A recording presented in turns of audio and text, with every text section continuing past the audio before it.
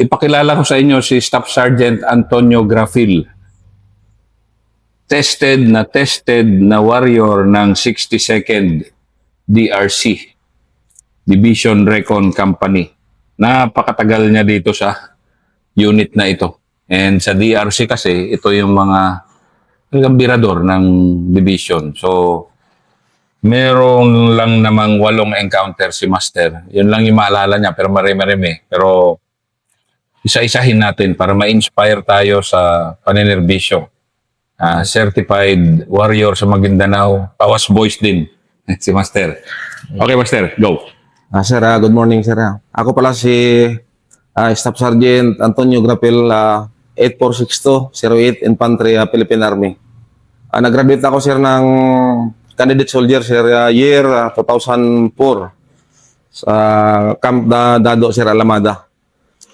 So, yung kwento ko, sir, sa bilang sundalo, sir, nagsimula, sir, nung pag-graduate ko, sir, ang unang unit ko talaga, sir, is yung DRC, yung Division Reconnaissance Company, sir, ng 6ID.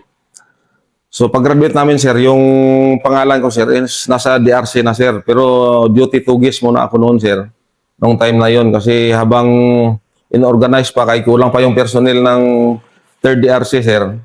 So, duty tugis muna kami nung private kami. So, year 2006, sir, nalipat ako sa 62nd DRC.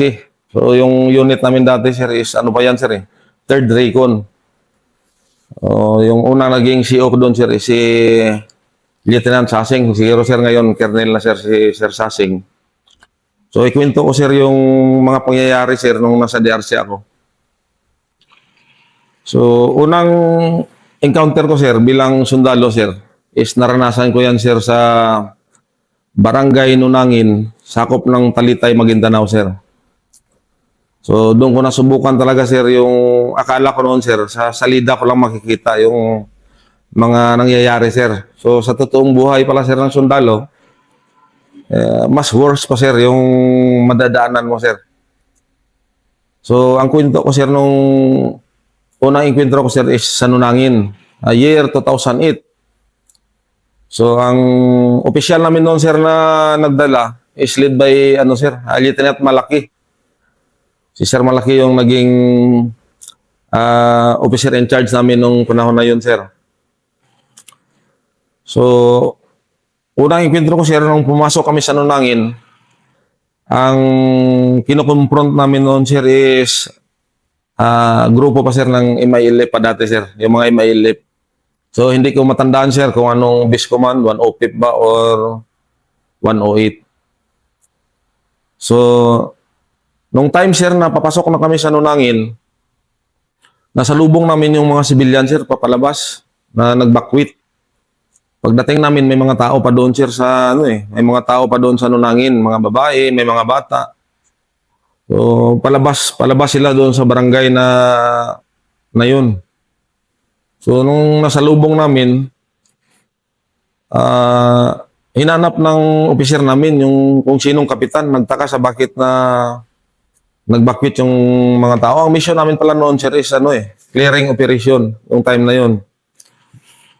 So, nung na-find out namin yung kapitan, yung nagtatanong-tanong kami may tinanong kami na bata na kung sinong kapitan doon. Sabi niya, sir, ako yung kapitan dito. So, doon kasi na area, sir, dyan sa Maguindanao area dati, sir, yung mga kapitan dyan dati, minsan 18 years old, 19, mga kapitan na sila, sir. So, nagtaka kami, bata pa yung kapitan, Tapos, sinabihan kami ng kapitan noon, sir, na sabi niya, sir, walang kalaban dito sa area nila, sa Nunangin. May tinuro siya na area, sabi niya, yung mga kawayan nandyan, sir, nandyan sila nagtatago, yung mga MILF ng panahon na yun, sir. So, ang sabi ng kapitan, sabi niya sa opisyal namin, kung gusto niyo talaga, sir, na maengkwentro, ihatid ko kayo, sir, doon. Samahan ko kayo. Ganon, Oo, sir. Ganon yung niya. Hinatid niya kami. Habang naglalakad kami, sir, pagdating sa unahan, nagmamadali yung kapitan. Sabi niya, sir, magbalik muna ako, magpaalam ako, baka magtaka si pamilya ko kung saan ako. Kasi sinamahan niya kami, sir. Ginaid niya kami na ituro yung kalaban kung saan. So, nung bumalik yung kapitan, mabuti sir at na ano kagad ng officer namin, nag-divert kami sir, hindi namin sinunod yung tinuro niya na daan. Mm. Kasi yun pala sir, yung kung din nagdiretso kami sir, siguro baka maubos kami doon sir, kami nagakandak na naambos sa amin sir eh. Mm. Na yung sa daanan na ano, nung malapit na kami sa may ambush area sir, bumalik yung kapitan.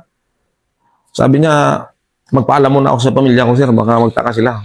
Matagalan ako magbalik. So nagmamadali yung kapitan sir, balik siya doon sa pamilya, sabi niya. Pag ano ng kapitan, nag-iba yung ano ning officer namin sir. So iniba namin yung route namin, na imbes doon dadaan. Naisipan ng officer namin na ikutin namin. So inikot namin sir. Hindi namin diniretso yung sabi niya na dito kayo magdaan sir. Kasi nung doon sa lugar na hinatiran sa amin sir, makikita na yung tatlong puno ng kawayan na ano sir na naka grupo-grupo ng mga kawayan sir ba. So makapal yung ano niya sir.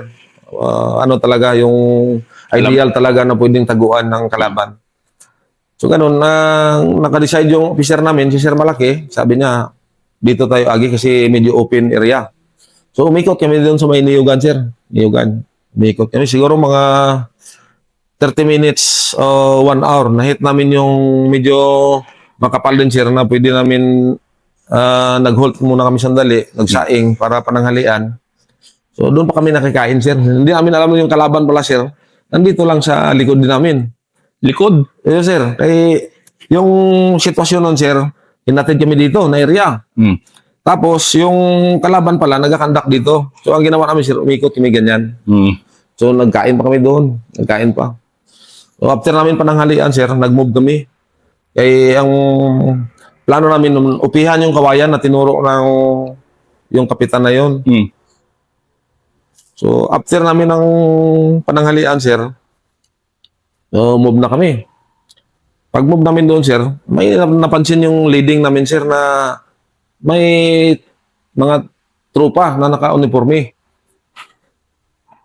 Ito sir, kaniyugan. Tapos may tanim na mais na siguro sir mga 1 month pa lang na mais sir hanggang dito pa lang eh. Mm. Kung maglakad kami sa open sir, open.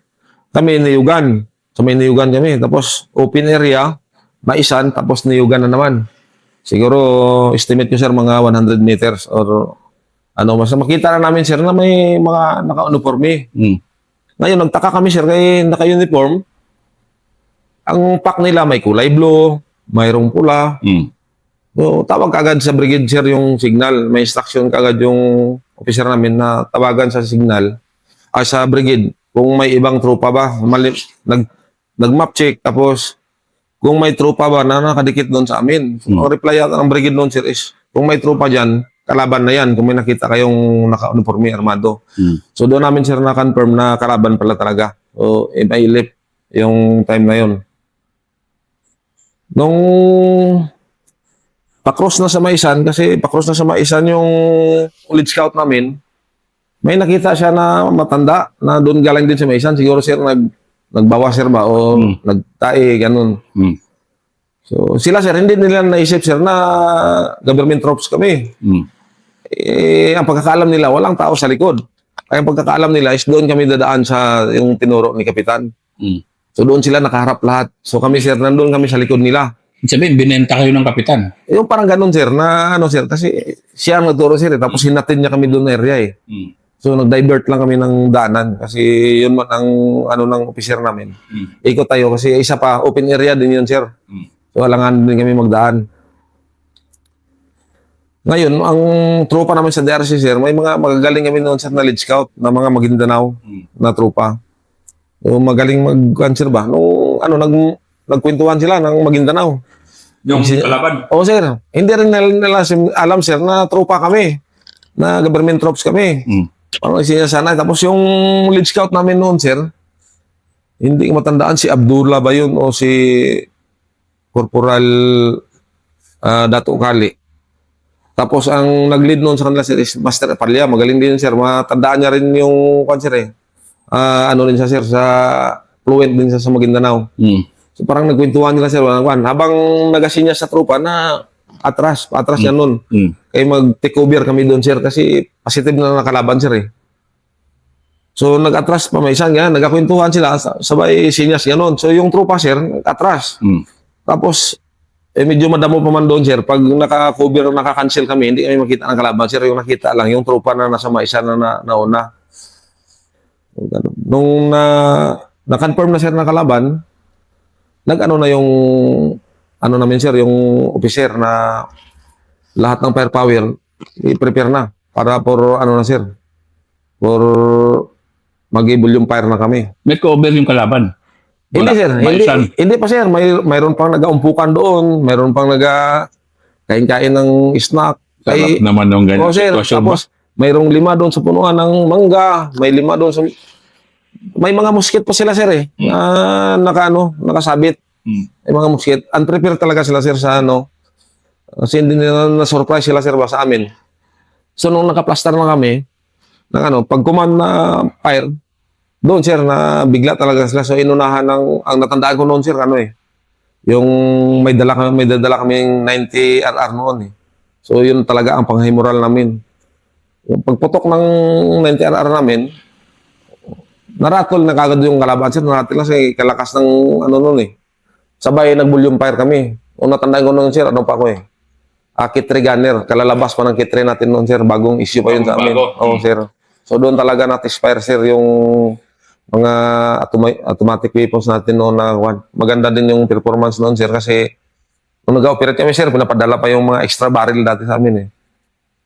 So, kampante talaga kami, sir, kasi bagong-bago yung mga weapons. So, doon, nakikita namin talaga na lamang kami na mag-high moral yung tropa, sir, kasi kahit isa, wala man lang may sa amin, eh. Walang casualty kasi doon sila natalo talaga, sir, sa yung element of surprise. Na-surpresa namin sila. So, nakita namin, magtakbuhan sila, magsigaw-sigaw. Ganon, Allah Akbar. Ano ba itsura ng kalaban na nasa-surprise? Talagang naranatil, sir. Hindi nila alam mo yung gagawin, sir. Magtakbo dito, mamaya, takbo dito. Tapos, sigaw ng Allah Akbar. Mayroong nagasigaw na ina. Ganon, sir, ba na? Meron din. So, Ina, mother. parang ganon, sir. Nakikita mo na talaga, sir, na hindi na nila alam yung gagawin nila. Pag nasurpresa sila kasi siguro yung strength namin noon, sir, is 60 plus kami. Siyam yung namin, yung machine gun. May kit-3, mayroon pa kaming noon. Mayroon pa kaming light machine gun noon na yung 60, yung M60 natin, sir. Na light machine gun.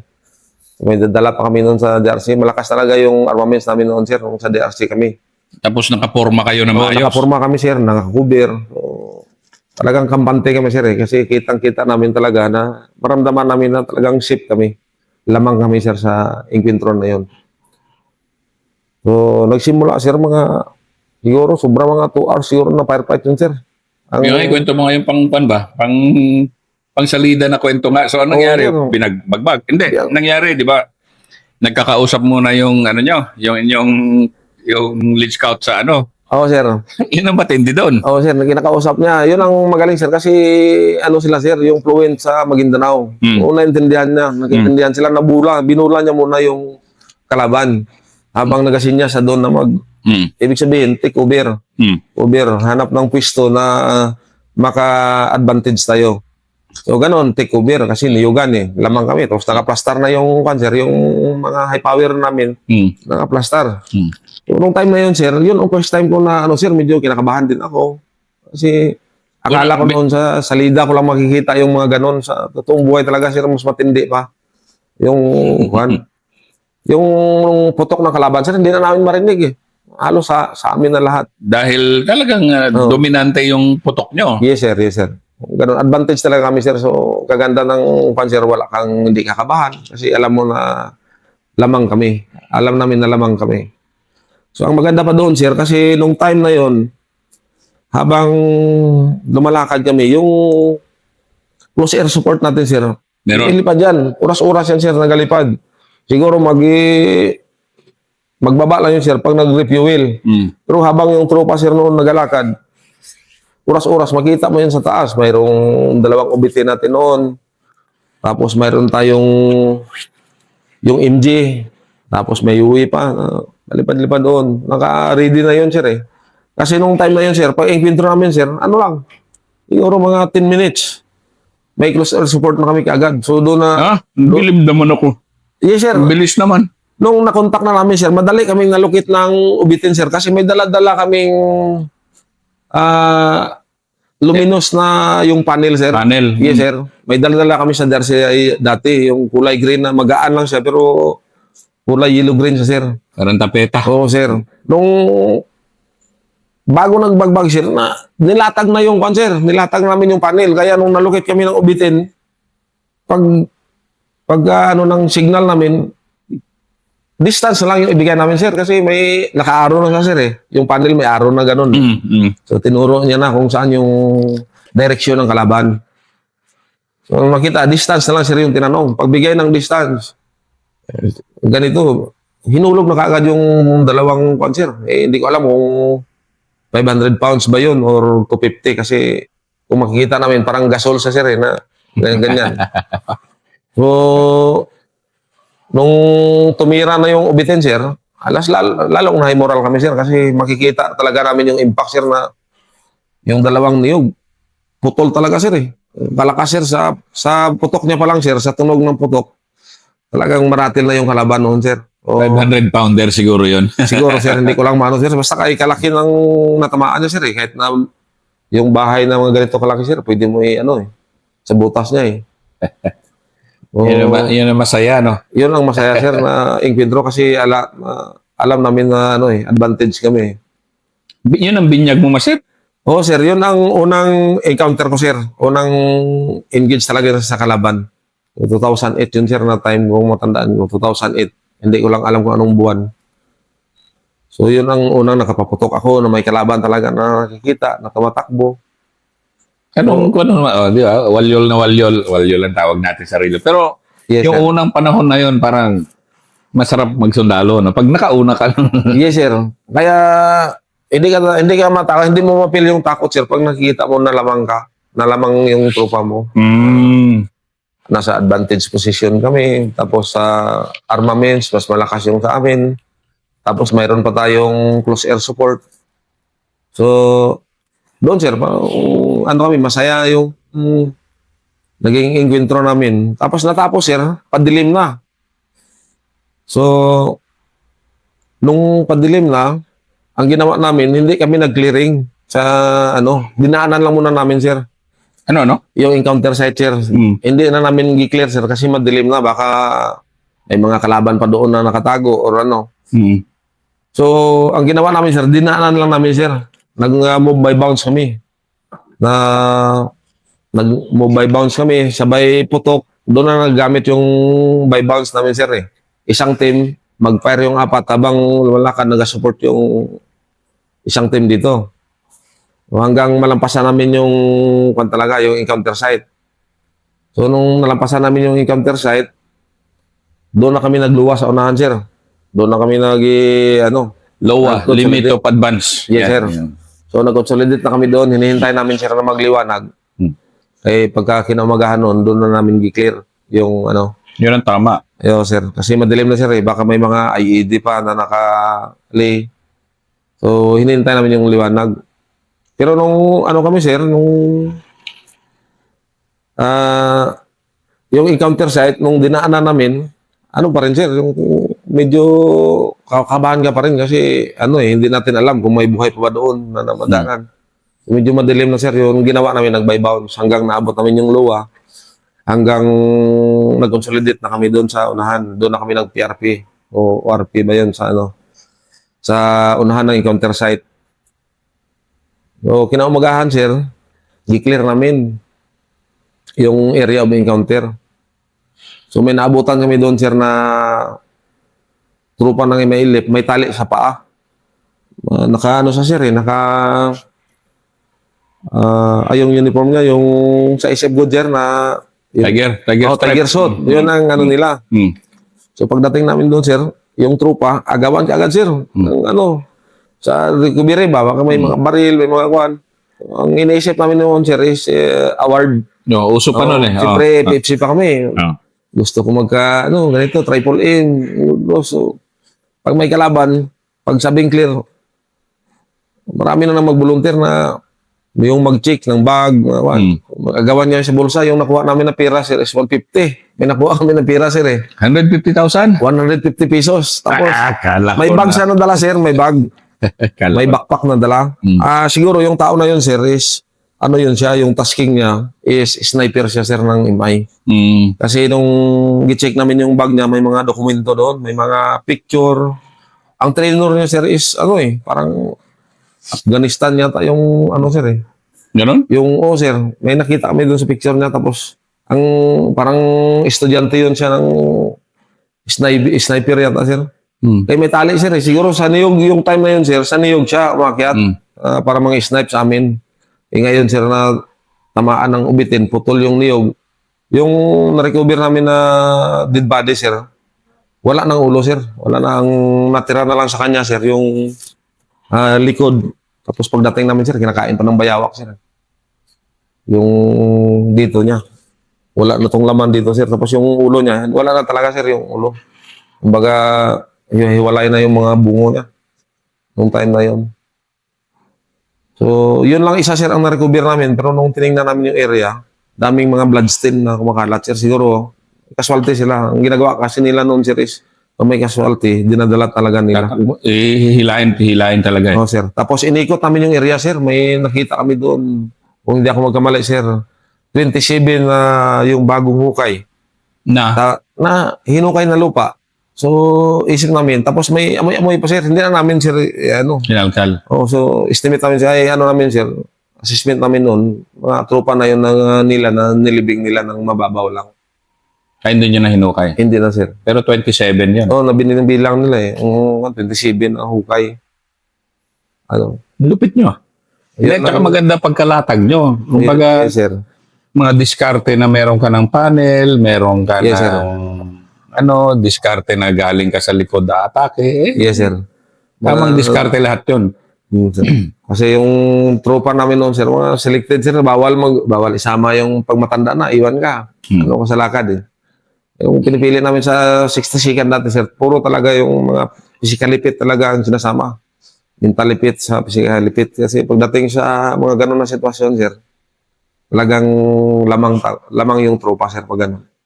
Hindi kasi ang 60 first, 60 second, kayo talaga nauna dyan eh, di ba na? Ang nauna dyan, sir, yung first recon at saka second recon. Pero nung nagsimula yung gira dyan, sir, sa SPMS, kami na yung dyan, sir, napasabak. Yung 4 na recon na yan. Hanggang ngayon, 4 na recon company pa. Yes, sir. Kaya dinagdag yung 3rd at saka 4th. Ginawang 62nd at saka 63rd. Kaya nalipat mo yung isang recon sa 10 division yata noon, sir. Yung So bilang isang batang-batang sundalo ng mga panahon na yon, Master, dito sa first episode mo, ikwento mo naman yung ligaya or ano naman na isang batang-batang sundalo na nasa DRC ng mga panahon na yon. So, noon, sir, una talaga, sir, nung sa DRC kami, kasi doon na talaga ako, nahasa sa DRC, sir. So, maganda, sir, lalo na yung unang assignment mo, sir, is mga ganun na unit, sir, ba, na kasi yung mga senior namin doon, sir, talagang mga warrior. May senior pa nga ako doon na narinig na pag may makita ako na tumatakbo, barilin ko, sabi niya. Ganon. Oo, sir, parang challenge, sir, ba? Tapos ang maganda doon, sir, sa Kwan, 60 second dati, sir, kasi pag junior ka, hindi ka talaga pabayaan ng junior, ng senior mo, Yung sir. senior mo, yun ang pinakamaganda dyan. Yes, sir. Kaya kadalasan makaswalte sa amin, sir, sa team leader. Leader kasi ayaw nila na paunahin mo yung private, i-leading mo siya na wala pang karanasan. So, ang gusto talaga. Tapos, isa pa, sir, maganda yung disiplina namin sa DRC dati, sir. Yan ang tamang leadership. Pag naka-offense yung, sir, yung junior, yung PFC, sir, yun ang sinisingil. Ibig sabihin, hindi kaya ng PFC disiplina yung private niya. Tapos pag nagkamali naman yung sir, yung PFC, corporal lang naman hanggang sa team leader, sir. O, yun ang doktrina namin, sir, sa DRC. Siyempre, pagdating mo sa sir, sa ibang unit, manibago ka na, sir, kasi doon pa lang. Pag briefing na sabi yung initial 5 days, alam mo na kung anong gagawin mo, sir. Private ka pa lang, alam mo na. Pag sinabing initial 5 days, prepare mo na yung pack mo. Pack, kaldero, automatic yan, mag-private ka. Hindi ka na mag-expect na may magdala pa ng iba. So, yun ang maganda doon sa DRC, sir, na naranasan ko, sir. Yan ang first episode. First episode ko yun. Remaster Graphill. Cool na cool. Galing. Yes, sir.